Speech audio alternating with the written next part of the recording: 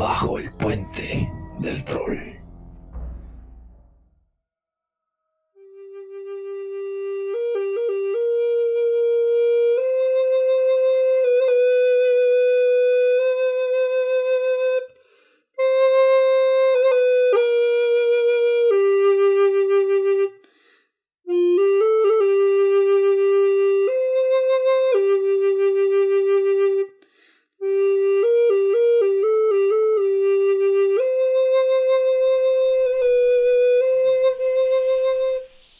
Sería mucho más acertado pensar en el shinobi como un espía moderno a la James Bond.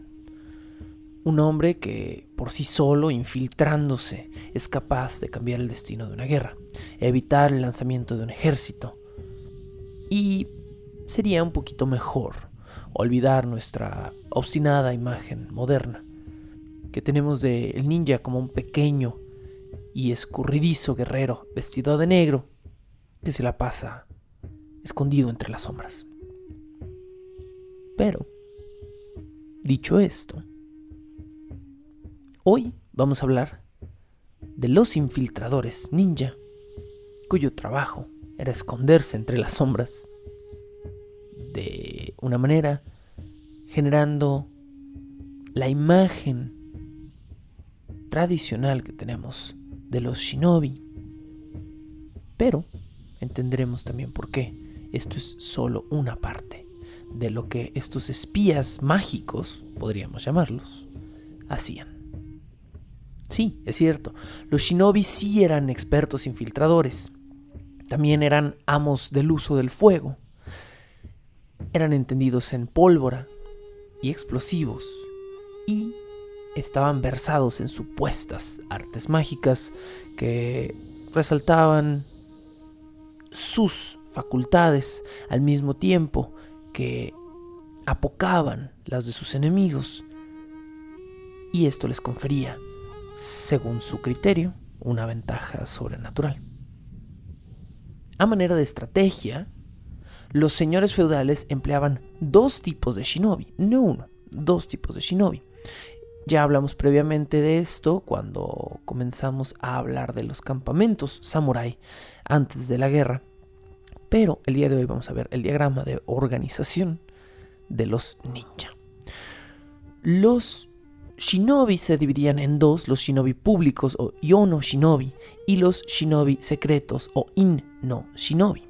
Los shinobi públicos iban vestidos con ropas que los designaban como tal, una chaqueta sin mangas, por lo general con el sello de la familia a sus espaldas, y funcionaban principalmente como una especie de cuerpo privado, o podríamos decir de seguridad privada, para cuidar las espaldas de un señor feudal.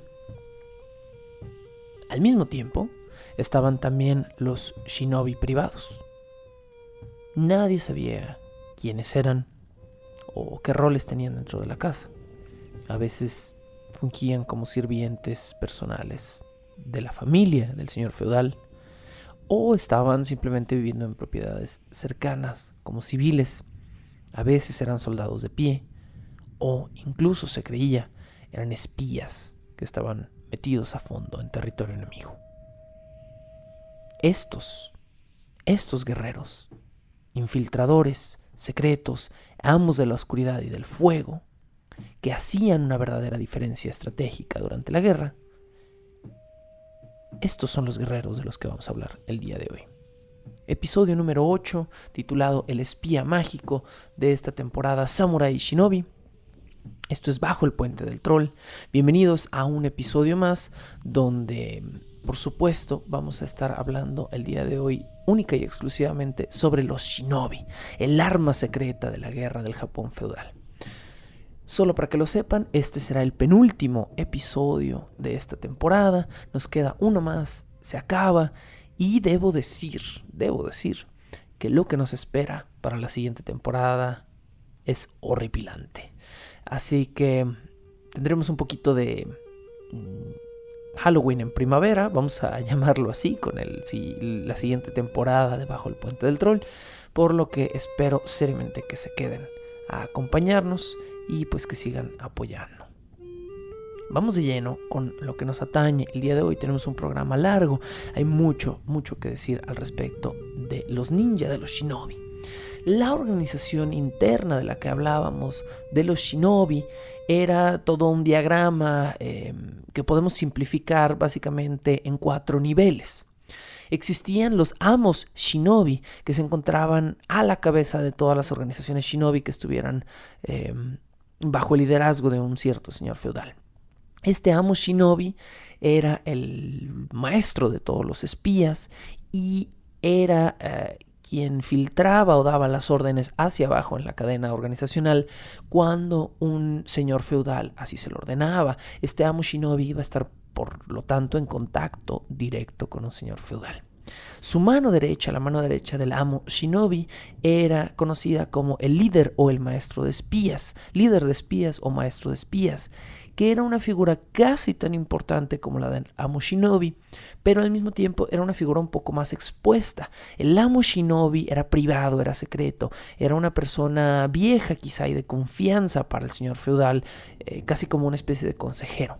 Pero el líder o maestro de espías era una figura mucho más pública, que además estaba presente en los consejos de guerra. Era una figura que tenía una gran autoridad y que iba a pasar a el siguiente nivel organizacional, que son los capitanes shinobi. La información. 2 capitanes shinobi por lo menos estaban en contacto con todos los shinobi que servían a un señor feudal. 2, ¿por qué? Porque ya lo dijimos, tenemos 2 grupos de shinobi. Uno de ellos eran los shinobi públicos y los otros los secretos. Así que cada grupo tenía su capitán.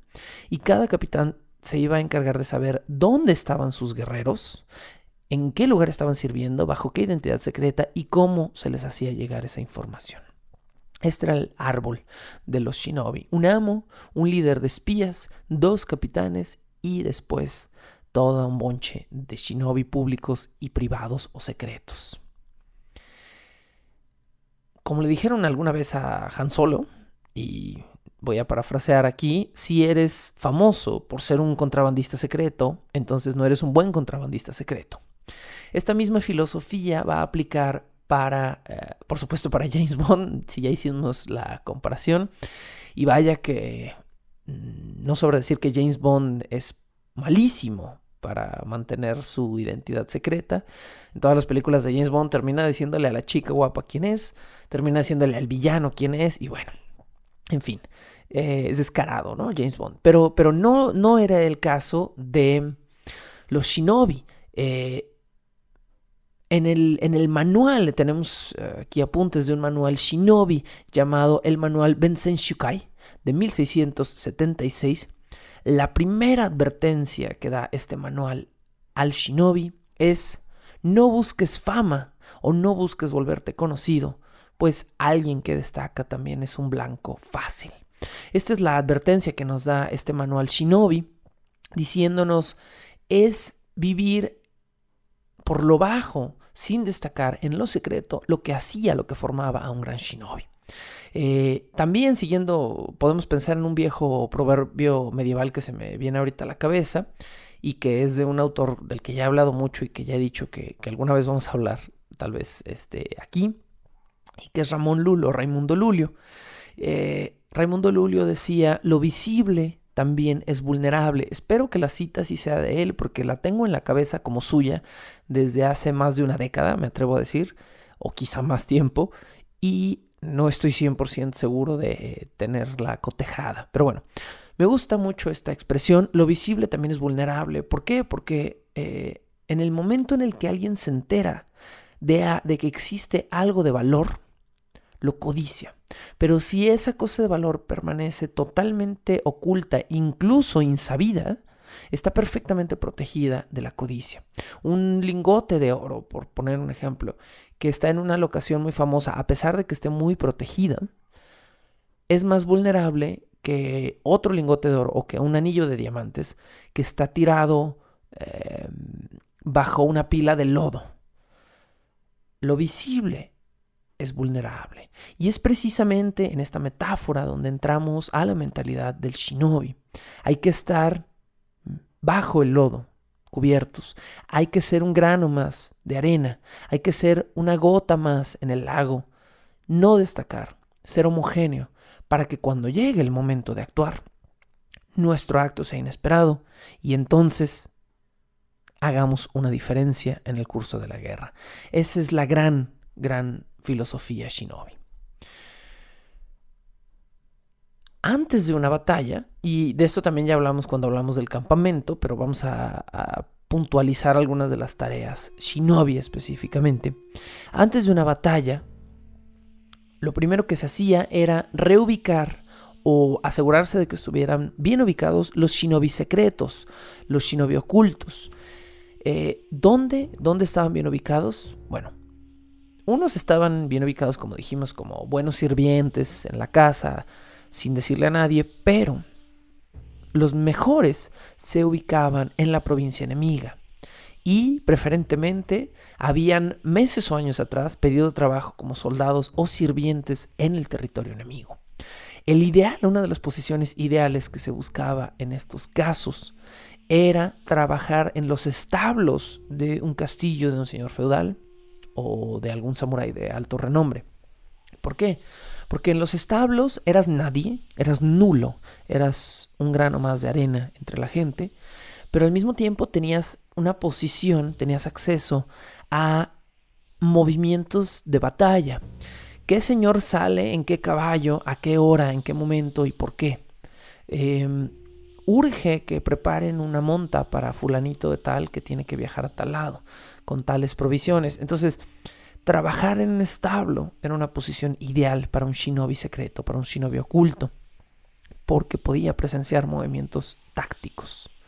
También era ideal tener un par de infiltrados en posiciones de desinformación. Esto es muy interesante.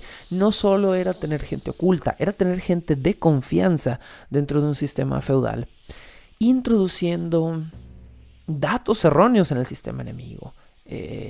¿Escuchamos algo del ejército de este fulanito? Ah, sí, yo escuché que eran poco más de 6,000 hombres, ¿no? Y a lo mejor el señor feudal estaba moviendo solo 2,000, pero ya había un dato erróneo introducido en el sistema que causaba una desinformación. Y esta era otra de las posiciones más deseables en este tipo de casos. Una vez estando los samuráis, los shinobi privados en una posición de infiltración, dando datos erróneos y recibiendo información del enemigo, comenzaba la segunda fase shinobi. Y vamos a ver cuál era en un momento.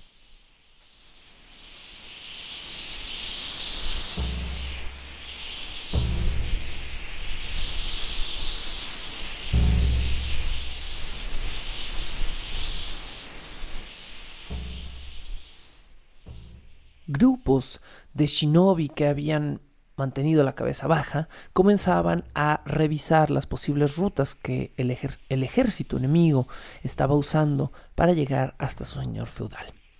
Ver avanzar a las tropas era el caso ideal, porque les permitía también contar a los soldados, o por lo menos dar con un número estimado de soldados enemigos en campaña de camino a la batalla, y establecer a lo largo de seguirlos diversas medidas de seguridad, o incluso se recomendaba poner trampas donde quedaran soldados heridos o murieran incluso.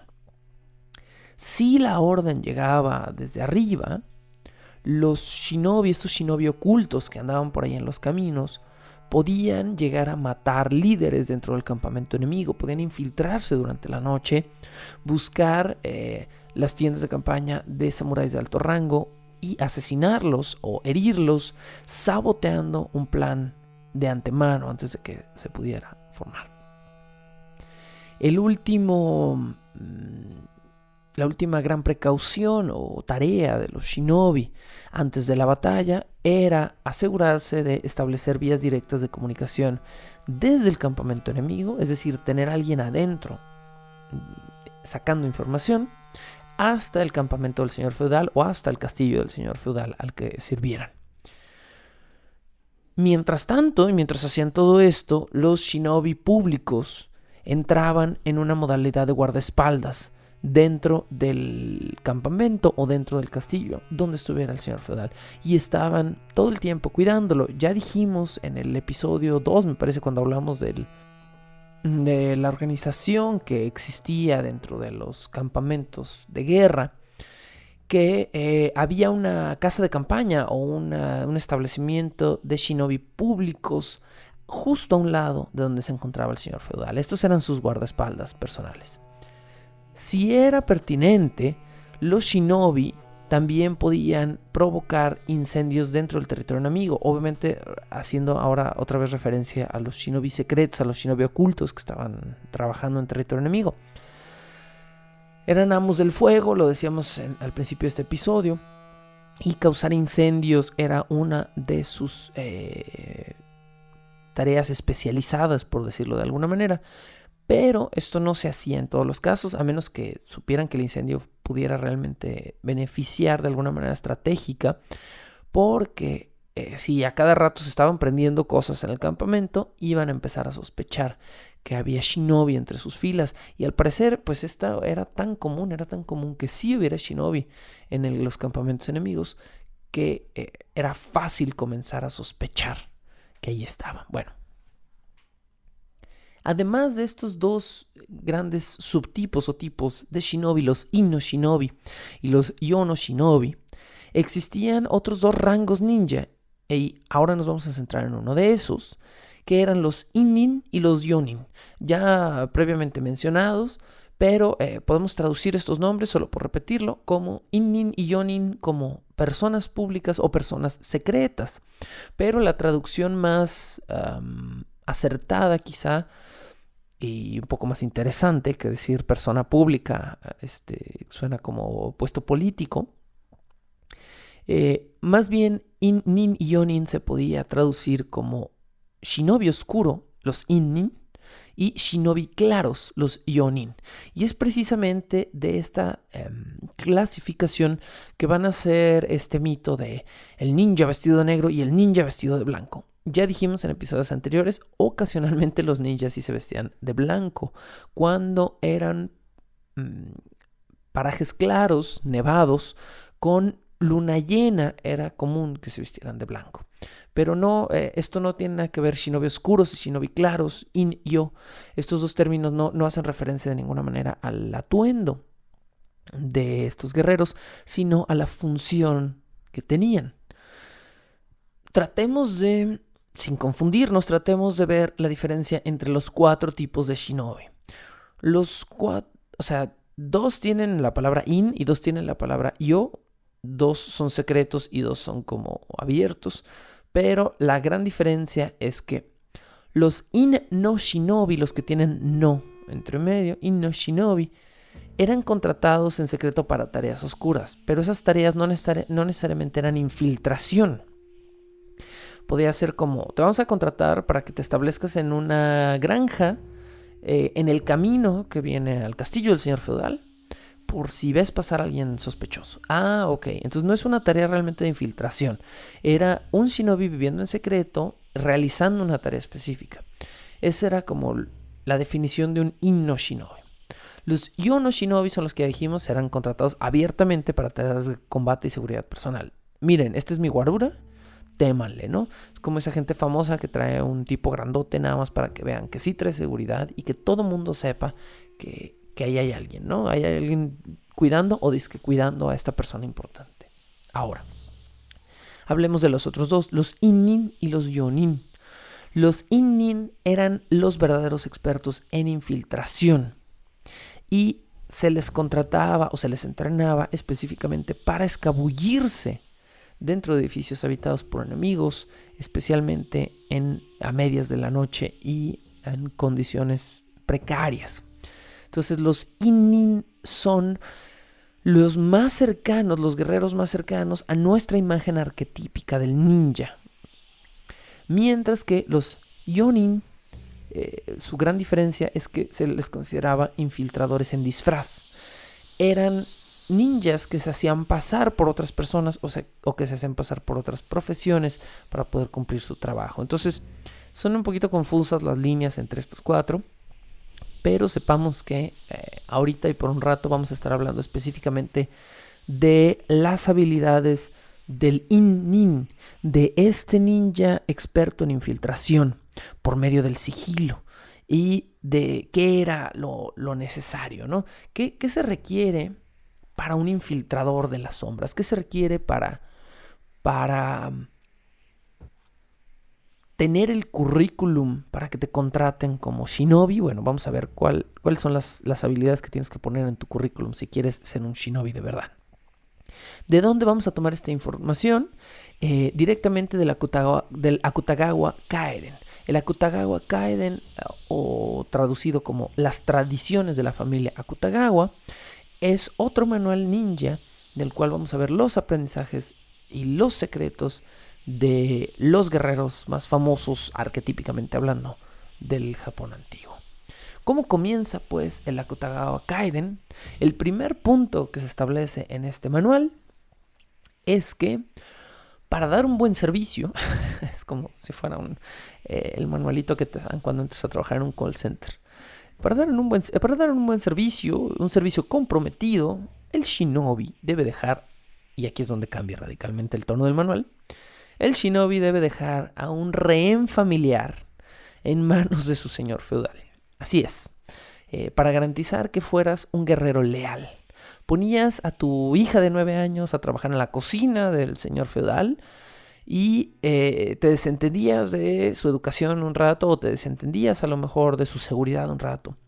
Quedaba tu familia, tu hija, tu esposa, tu hijo en manos de alguien en casa del señor feudal, y eso te comprometía, te ponía a ti en una situación de total lealtad.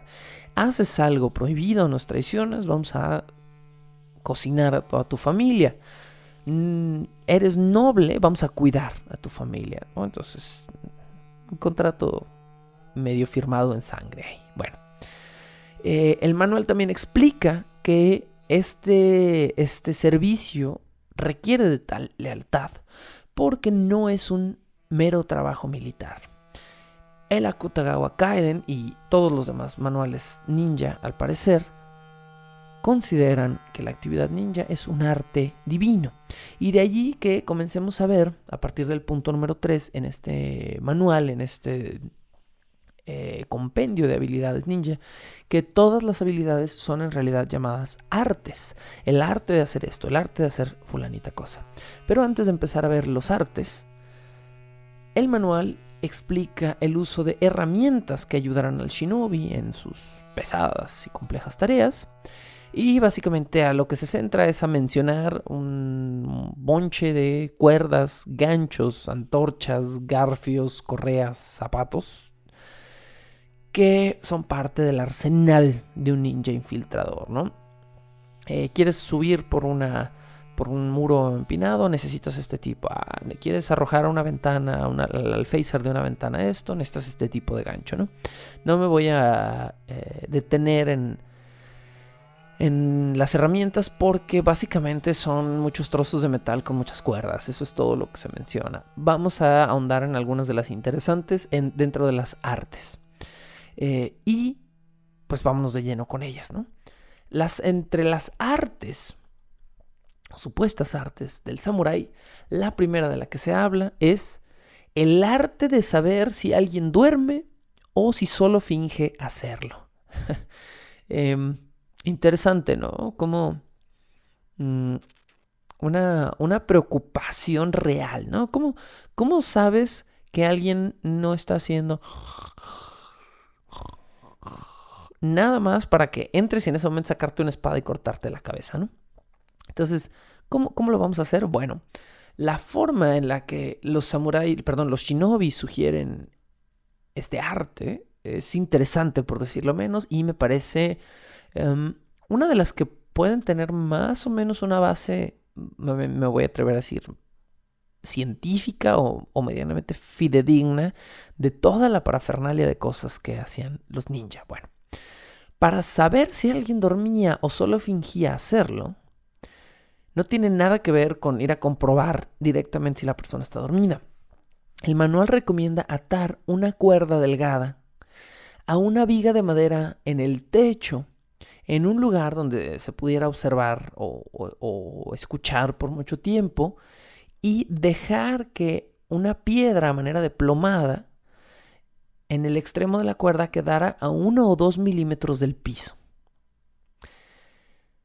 Si en algún punto de la noche la piedra tocaba el piso, esto quería decir que era el momento más frío o más templado durante la noche, y era el momento en el que las vigas de madera de la casa volvían a contraerse después de expandirse con todo el calor que les pegaba durante el día.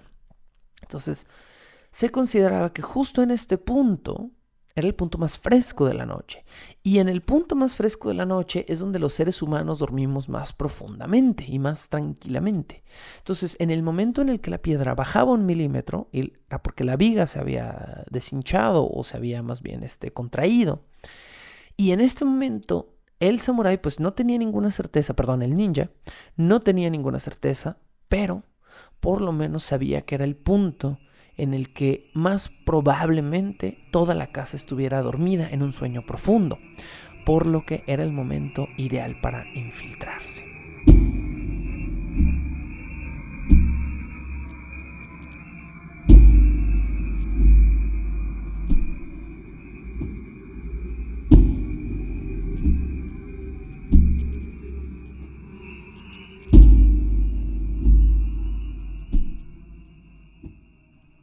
El siguiente arte shinobi era el arte de la palma de fuego.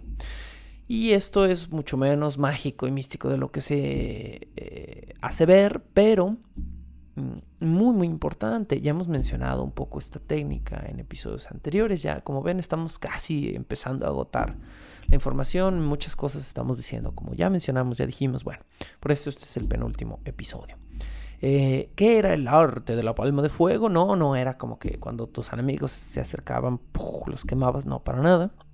Era o nacía este arte de la necesidad del shinobi de ver su camino sin ser visto.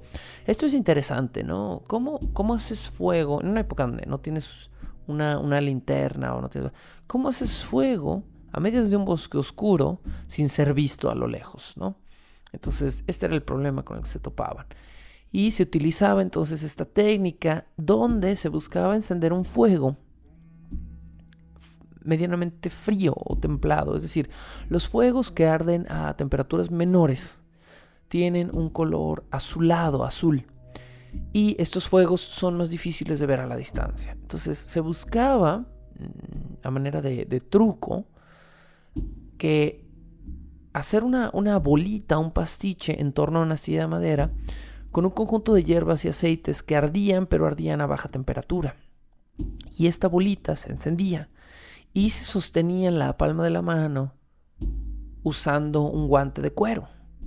El guante, el fuego a una baja temperatura no quemaba el guante, y el shinobi podía literalmente tener fuego en su mano y alumbrar o acercarlo al piso o a algo que quisiera ver o leer en ese momento. Pero si el shinobi se veía en riesgo y tenía que apagarlo rápidamente, lo único que tenía que hacer era cerrar la palma de su mano, y en un santiamén ya no había fuego y estaba nuevamente oculto. Este era el arte de la palma de fuego. Otro arte mencionado en el manual es el arte de entender los abrojos. Por supuesto, no nos referimos a los abrojos, la planta o la flor, ¿no? Sino a los llamados en Japón makibishi. Los makibishi eran, si alguna vez han jugado un videojuego de ninjas, los han usado, son unas piececitas como de 3 o 4 picos que se avientan al piso y que hoy en día te avientan en las carreteras adentro de fruta para puncharte las llantas de un carro y asaltarte. Básicamente es la misma cosa. Bueno, los makibishi son estas mismas piezas, por lo general formadas como de dos, imaginen dos figuras como de auricular de teléfono, o sea, como una barra larga con dos extremidades dobladas hacia adentro, y estas extremidades son piquitos, y dos de estas piezas se unen de manera que quedan como una especie de estrellas de 4 puntas que siempre tienen alguna punta o 2 puntas apuntando hacia arriba. Bueno, estas puntas perforantes muy afiladas se arrojaban estos abrojos o estos makibishi tras la marcha de un shinobi. Imagínate que hay un fulano vestido de negro que de repente ves, sale corriendo. Y tu reacción es desenvainar tu espada y salir corriendo detrás del fulano. Vas corriendo y de repente te atraviesas la planta del pie con un pedazo de metal. Estos eran los makibishi. El ninja los arrojaba tras de su escape para evitar ser seguido. Y por lo general, pues para lastimar a sus enemigos. En otras ocasiones, el shinobi podía atar varios de estos abrojos a una cuerda delgada de unos 1,5 metros, 2 metros, que dejara caer tras su paso, justo cuando estaban por darle alcance. Y entonces la persona que iba justo detrás pisaba o se enredaba en estos abrojos y se lastimaba, evitando dar alcance al shinobi. Literalmente evitando que le pisaran los talones, ¿no? Entonces, estos eran el arte de entender los abrojos, era básicamente saber usar los makibishi en situaciones de riesgo y de huida. El siguiente arte es el arte de saber la profundidad de un pozo o de un río. Este es bastante directo y todavía entre seres humanos modernos se puede llegar a utilizar este método precisamente para no lastimarse al momento de lanzarse a un río, ¿no? ¿Qué se hacía? Bueno, para medir la profundidad o la fuerza de la corriente de un río, el shinobi usaba una soga que tenía marcas cada cierta cantidad de centímetros o de metros. Esta cuerda que iba... Las marcas podían ser simples rayones dentro de la cuerda o podían ser pequeños trocitos de madera para que se pudieran ver como a la distancia. Y esta soga se ataba en su punta a una piedra pesada. Se tomaba atada quizá a un madero o a un palo la cuerda por un extremo, se arrojaba la piedra y se dejaba caer la piedra hasta que golpeara el fondo del río. Si golpeaba el fondo, se podía calcular más o menos la profundidad del agua en caso de que tuvieran que lanzarse los shinobi al agua, no salir lastimados. Otro de los usos era si la corriente arrastraba la cuerda a pesar de la piedra, es que la corriente era muy fuerte y podía ser peligroso nadarla. Entonces, y por supuesto, si la piedra no tocaba con el fondo, pues implicaba que era un río profundo o un cuerpo de agua muy profundo. Entonces era una forma fácil de medir algo que en un río no claro, no translúcido, no era fácil de ver. La siguiente habilidad shinobi es chistosa y es el arte de toser. De haber sabido que era un arte, pues no hubiera estudiado literatura, ¿no? No se refiere, por supuesto, al simple hecho de toser o al ver el toser como un arte, ¿no? Claro que no. Sino a la capacidad muy, muy vital, supongo, en este oficio del shinobi, la capacidad de silenciar por completo un tosido cuando el shinobi se encontraba oculto. Imagínate que estás detrás de una delgada pared de madera y papel. Llevas ahí 3 horas, tu blanco está a punto de quedarse dormido y de pronto te falta la pastilla Halls y te decapitan por andar tosijoso. Bueno, ¿cómo se evitaba esto? Parece una situación cómica, pero imagínate que te tocaba trabajar de shinobi cuando estabas enfermo. Imagínate que te resfriabas una noche antes porque habías cruzado un río y te habías tenido que dormir con la ropa húmeda. No sé. Imaginemos todas las posibles situaciones en las que un shinobi se podía meter para tener tos, que no era difícil, supongo, viviendo en un país tan húmedo y frío como es a veces Japón, o tan contrastante en climas como es en regiones. Y entonces el shinobi llevaba consigo un trozo hueco de bambú que iba relleno con tela. Y este trozo básicamente ahogaba el sonido. Tenía un pequeño, a lo mejor, escape por atrás, pero era un silenciador para toses. Entonces te pegaba la tos, traías tu palito, rápido lo sacabas, ponías ahí el hocico y tosías dentro del palito. Y básicamente pues ahogabas por completo el sonido. Pero este artilugio, según nos dice este manual, tenía otro uso. Este dispositivo también se podía usar sin la tela. Le quitabas la tela y te colocabas el dispositivo para lanzar el sonido. Y entonces podías hacer sonidos o incluso la misma tos, pero con tus manos así hasta de cierta manera y lanzar el sonido. Y lanzabas el sonido para que creyeran que venía de otro lugar y distraías a un blanco. Este era uno de los artes ninja más peculiares, el arte de toser. El siguiente es el arte del kinchakubi. Y el kinchakubi, ya hablamos de él, vamos a recordarlo rápidamente.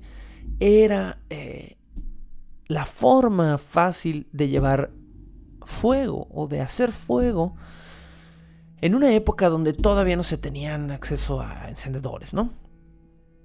Hoy en día queremos hacer fuego, sacamos un cerillo, boom, sacamos un encendedor, boom, pero si alguna vez nos hemos visto en la necesidad de hacer fuego de la nada en un bosque a medias de una noche húmeda, wow, es muy difícil. Incluso a veces yo acabo de tener la experiencia, la mala experiencia de tratar de encender leña húmeda cuando llovió en un bosque y estás acampando, y incluso con papel y encendedores y tecnología moderna, encender madera húmeda en un lugar, en un ambiente húmedo, en un piso húmedo, es casi imposible. ¿Cómo hacía entonces el shinobi para hacer fuego rápidamente cuando lo necesitara sin importar el clima? O qué tal si estaba lloviendo, ¿no? Usaban el kinchakubi.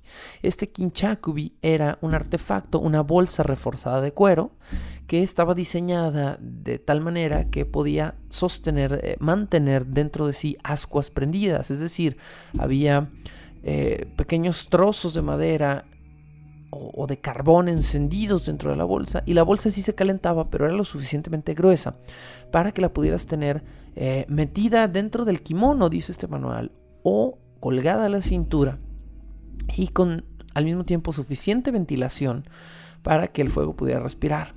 De esta manera podías rápidamente abrir la bolsa con algún artefacto, tomar una ascua encendida y arrojarla para hacer fuego, o acercarla a una antorcha para hacer rápidamente fuego.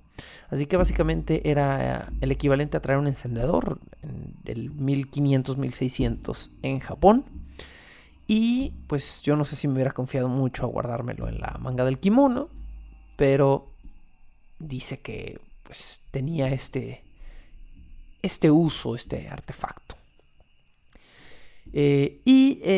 Uno más antes de movernos a otro pequeño espacio musical, y es el arte del polvo para dormir. Aquí es donde empieza a ponerse un poquito chistosón y esotérico el rollo de los manuales. Todos los manuales ninja tienen esta dicotomía entre cosas medianamente comprobadas que funcionaban de manera lógica y cosas que rayaban en la superstición ridícula nada más para tratar de sentirse protegidos, y sospecho que este era uno de esos casos. ¿Quién sabe?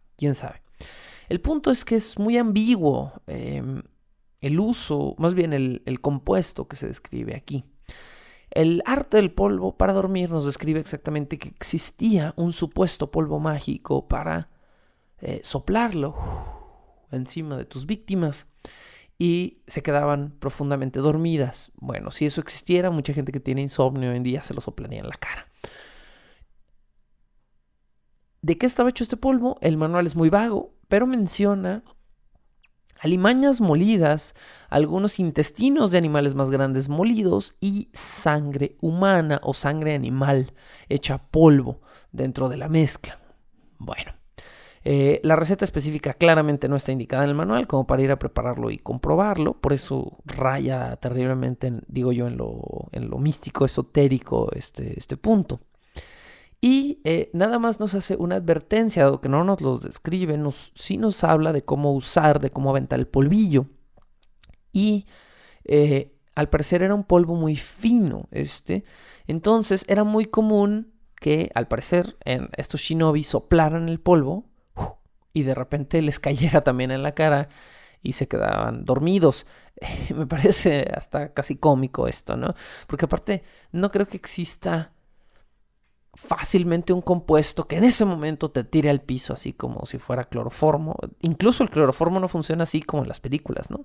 El cloroformo tarda como 4 o 5 minutos de inhalarlo constantemente en dormir a una persona. Entonces, por eso en las operaciones antiguas, cuando se usaba éter o cuando se usaba cloroformo, se tenía que estar remojando el pañuelo en la nariz del paciente porque si no se les despertaba y se moría de dolor, ¿no? Entonces, no, me parece casi imposible que este polvillo fuera tan eficaz que de repente te cayera poquito y te quedas jetón. Pero el manual advierte que el ninja debe bloquearse los conductos nasales con pasto antes de soplar esto en la cara de su enemigo y que procure siempre soplarlo a favor y no en contra del viento.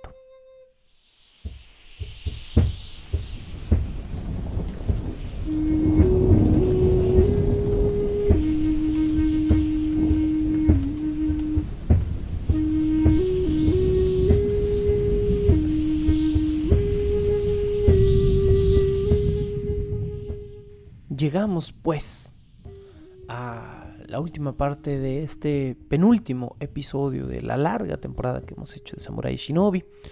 Espero que continúen con nosotros, que sigan entretenidos y que pues estén informados ahora de todos los pormenores y cosas más realistas de este universo. Cerramos hablando de algunos artes más y mencionando unos últimos puntos dentro de un manual distinto. El siguiente punto que aborda este manual, hablábamos del arte del polvo para dormir. Y ahora hablamos del arte del polvo para dejar mudo. Este tiene un poquito más de, de sustento, de alguna manera, aunque también nos da una receta indeterminada. Esta receta supuestamente se esparcía sobre la cara de un enemigo dormido. Entonces, bueno, si un enemigo está dormido, ¿para qué quieres que esté mudo? Bueno, ese era más o menos el punto. Se supone que el objetivo de este polvo era cerrar parcialmente la garganta en caso de que un blanco dormido despertara y en ese momento intentara pedir ayuda. Y lo que hacía este polvo era hacer que no pudiera la persona como hablar en ese momento, no pudiera pedir ayuda inmediatamente y pues el shinobi tenía unos momentos para eliminar la amenaza. Lo único que sí se menciona en este polvo era que tenía el compuesto cenizas de renacuajos molidos. Esto es lo único que se menciona. Ahora, pensemos en que casi cualquier cosa, cualquier polvillo muy fino que se arroje en la garganta va a tener este efecto, a lo mejor como de resecar, como de entorpecer el habla. Pero yo siento, a lo mejor estoy totalmente equivocado, pero a mí me hace creer esta idea que era riesgoso, ¿no? Era riesgoso arrojar un polvo que hiciera ahogarse o toser a una persona que está dormida. Quizá obligándola o empujándola un poco incluso a despertar, ¿no?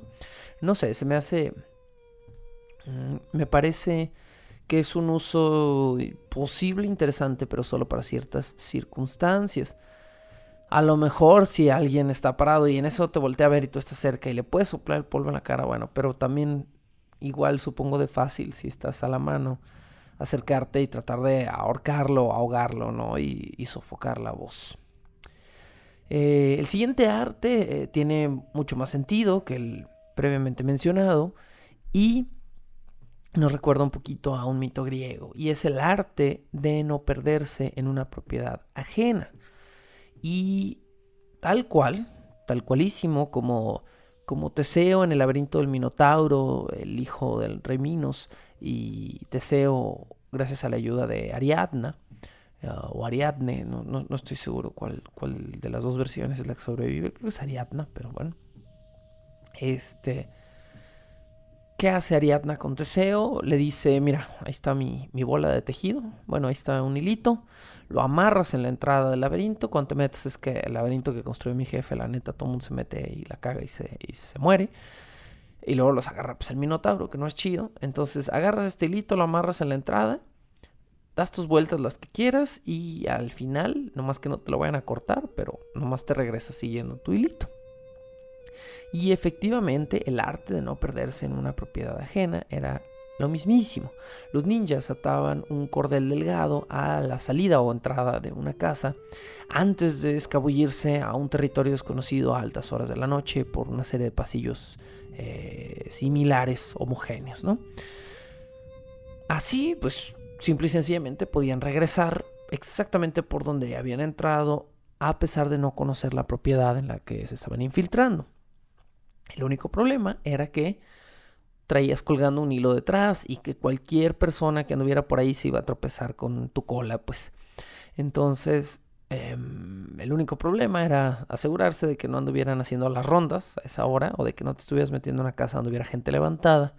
Pero si era una casa a la que te estabas infiltrando, un palacio, un castillo, donde no había gente levantada y sí era un ambiente perdedizo, bueno, este pequeño cordel atado a tu cinturón y a la entrada de la casa podía ser salvador, ¿no? Finalmente vamos a ver el arte de ver en la oscuridad.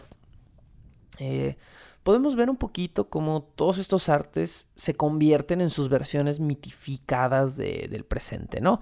El arte del fuego en la palma. ¿Y cuántos videojuegos y películas no hemos visto donde los ninjas lanzan explosiones desde las manos? Ahí está, ¿no? Es una exageración de la verdad. El arte de infiltrarse utilizando una luz secreta. O sea, todo ese tipo de cosas son las cosas que finalmente forman el mito de estos ninjas, ¿no? Y el arte de ver en la oscuridad es uno de estos que nos podrían parecer un poquito míticos, pero es interesante el método que describen. Chistosón, yo tengo mis dudas. En el caso extremo de que el ninja no pueda tener empalmado un fuego, de que no pueda traer una pequeña antorcha, de que la luna esté totalmente oculta y sea una noche particularmente oscura dentro de una casa, se recomendaba este método para facilitar la navegación en total oscuridad. Esto es parte del mismo manual que hemos estado checando, el manual Bensen Shukai, e implicaba llevar unos dardos cuya punta iba cargada con pólvora, pero era una cantidad ínfima, una cantidad muy muy pequeña de pólvora, y lo que se hacía era arrojar el dardo. Digamos que estás en un rincón de un cuarto totalmente oscuro, te quieres mover, pero no sabes si enfrente tienes un gato o una mesa, no sabes nada. Y tampoco quieres encender un fuego porque crees que va a llamar mucho la atención. ¿Qué haces? Tomas uno de estos dardos, lo arrojas a la pared contraria y cuando golpea con la pared, hace una chispa en el impacto, y esa chispa de pólvora es suficiente para que durante un instante toda la habitación se ilumine. Es como un pequeño flash. Y entonces el ninja trataba de, en ese instante, mapear todo el cuarto y tratar de recordar las siluetas de los objetos que había visto un instante antes para poder moverse en total oscuridad y ganar una cierta ventaja. Me parece interesante, pero me parece funcional a medias, ¿no? No quieres llamar la atención y en vez de encender un pequeño fuego, como el fuego en la palma de la mano, vas a arrojar un objeto en total oscuridad a una distancia indeterminada que va a ser una chispa y que seguramente va a tener un sonido y que seguramente va a tener un ligero olor a pólvora. Entonces, no sé, este arte de ver en la oscuridad me parece como un último recurso, solo si no tenías ninguna otra alternativa, ¿no? Y que además dependas de ver un nanosegundo todo el cuarto y lo tengas que mapear en tu cabeza. ¿O qué? ¿Ibas a aventar 5 dardos hasta que te aprendieras el cuarto? No sé. ¿Qué tal si estabas en total oscuridad, lo que querías era mapear el cuarto, arrojas esta cosa y le pegas a algo, a alguien, le pegas a un plato, le pegas a un trozo de metal o le pegas a alguien en la cara? Automáticamente tienes una situación terrible, ¿no? Entonces me parece que esta alternativa estaba mucho detrás de otras que el mismo manual Bensen Shukai plantea. Incluso hay otra de la que no vamos a hablar, que se menciona en el manual, donde podías básicamente sacar una vela con un palito a través de un muro para asomarte a un cuarto, ¿no? Y esto, aunque también me parece ligeramente caricaturesco, me parece un poco más factible que el arte de ver en la oscuridad utilizando dardos con pólvora. Bueno, aquí terminamos casi con nuestro programa y terminamos con el manual Bensen Shukai, que pues enumera una cantidad considerable de recetas y de metodologías para las artes shinobi, pero no las podemos mencionar todas, no podemos hablar de todas porque muchas son aburridas, muchas son repetitivas, etcétera, etcétera. Ahí vamos a terminar. Lo último con lo que quiero cerrar es, existían, aparte de los sabidos y famosos manuales shinobi, otros rollos de papel que lo que contenían era rollos, era rollos orales, era enseñanzas orales. Mucho del conocimiento de las recetas que se transmitían a los niños a veces era de boca en boca, era conocimiento oral y se perdía esta información. Entonces los mismos shinobi empezaron a decir, ¿sabes qué? No, o sea, si tampoco es para tanto, pues esto no es secreto de estado, son nuestras técnicas, no son nuestras comunicaciones. Y empezaron a preservar, a conservar rollos de papel que contenían enseñanzas previamente transmitidas solo de manera oral. Revisando algunas de estas fuentes, pues no, la verdad es que no saqué mucho que no fuera una repetición. Tengo aquí dos, a manera de cierre ya para irnos, tengo aquí dos trucos rescatados de este tipo de rollos. Y estos rollos en la modernidad tienen una índole casi mística porque es como el pedazo de papel secreto que tiene la enseñanza shinobi que no vas a encontrar en ningún otro lado. No, eran post-its, pues, o sea, eran notas para no olvidar cosas importantes. Los dos trucos con los que cerramos el día de hoy, uno es el arte de la vocalización animal. Y está chistosón ¿no? Era una habilidad deseable, esto también lo mencionamos en otro episodio, pero una habilidad deseable entre los ninja. Tener la capacidad de imitar diversos tipos de animales o de insectos. Y el objetivo era que si de repente estabas debajo de una casa, en los cimientos de una casa, y te estabas escondiendo, y de repente le pegabas un madero y oías que en la casa decían, ¿se escuchó algo? ¿Qué es eso? Tú pudieras de repente hacer el sonido de una rata, el sonido de un gato, maullar, chillar, hacer sonido de grillito y en ese momento despistar a la otra persona y decir, es otra vez una pinche rata, no te preocupes, ¿no? Cacarear como una gallina, si hacías un sonido en el patio, si estabas en los cimientos, chillar como una rata, como un mapache, no sé. Era una habilidad deseable entre los ninjas, entonces tener el arte de la vocalización animal y poder imitar sonidos. Y pues una habilidad chistosa, ¿no? También buena para fiestas infantiles. En caso de que tu trabajo como shinobi fracasara, pues siempre podía ser el hombre de los 1000 sonidos, ¿no? Y caer en lo que hablábamos hace unos episodios, caer en uno de los estatus más bajos y más viles presuntamente de la organización social japonesa, que era hacer teatro callejero, ¿no? Entonces, bueno, siempre tenías un futuro potencial en la vocalización animal. Y el último arte que menciona uno de estos rollos, y el último que vamos a mencionar el día de hoy, es el arte de esconderse. Y enumero incluye porque es súper ambiguo, pero la verdad es que es interesante, porque ya es de los que rayan en la total y absurda superstición, ¿no? Y se supone que el arte de esconderse eran el recitar de repente una serie mágica de palabras, ongyo. Yo en episodios anteriores estuve mencionándola como omnio.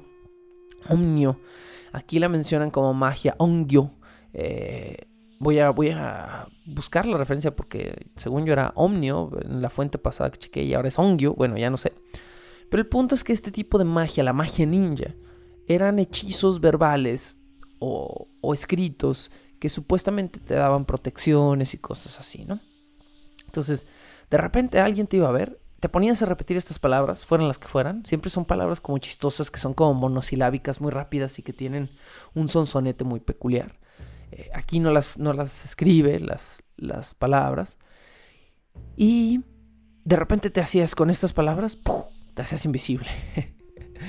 ¿Qué era lo que te hacía invisible? Era el poder de la mismísima diosa de la guerra, Marashite, ya la hemos mencionado previamente, que era como la santa patrona de estos guerreros, y se creía que pronunciabas estas palabras rápidamente, y Marashite arrojaba sobre ti su manto, y quedabas protegido, y quedabas en ese momento totalmente invisible.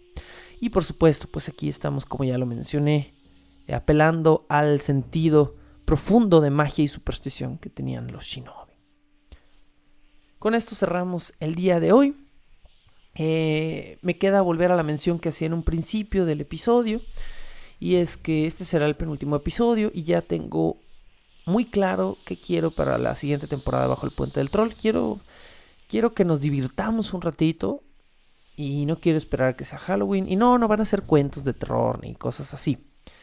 Estoy reuniendo una serie de temas que me han llamado la atención de otras fuentes, de libros, incluso de otros podcasts. Temas que he escuchado mencionados o que he leído mencionados en otros lugares y que a mí personalmente me han llamado la atención por morbo, por simple y mero morbo, y que he ido anotando a lo largo de los últimos quizá mes o 2 meses. Y tengo ya una cantidad, pues unos 5 o 6 temas por ahí considerados. Todos son temas que tienen un morbo muy particular. Casos de personas que se enamoraron tanto de una mujer que decidieron mantener su cadáver hidratado y vestido durante años después de su muerte. Cosas así súper oscuras que he estado abrevando últimamente en diversas fuentes. Casos presuntamente confirmados actuales de hombres lobo. Cosas así como muy morbosonas. Pero he encontrado una cantidad y una calidad específica de estos temas que me interesa analizar yo y profundizar de cierta manera. No será la investigación más profunda por la misma naturaleza de los temas. No son temas de los que haya muchas tesis de licenciatura, pues. Estamos hablando de temas más payasones, más morbosones. Pero tengo ganas como de moverme a algo así. Entonces, después de esta sobria temporada sobre la desmitificación de algo que a veces romantizamos tanto como los samuráis y los ninjas, ahora vamos al lado opuesto y vamos a morbosear con cosas que probablemente no sean ciertas. Bueno, algunas de ellas lo son, las que son comprobables, por supuesto, pero que apelan a nuestro sentido de el morbo y el misterio y la sangre. Con eso les dejo este 8º episodio de la temporada Samurai y Shinobi, y espero los encuentren mis palabras a gusto, tomándose un tecito, a lo mejor manejando, a lo mejor haciendo algo personal. Así que aprovecho este último momento para decirles que gracias por escuchar y que sigan quedándose en Bajo el Puente del Troll, porque vienen cosas muy entretenidas. La locución, la producción y la música original de este programa son creadas por Sergio Vicencio. Ve a patreon.com/Sergio Vicencio y apoya este podcast para obtener horas de contenido adicional. Búscame como @recuadroblanco en Twitter e Instagram o como Sergio Vicencio en YouTube para darme tu opinión sobre este podcast.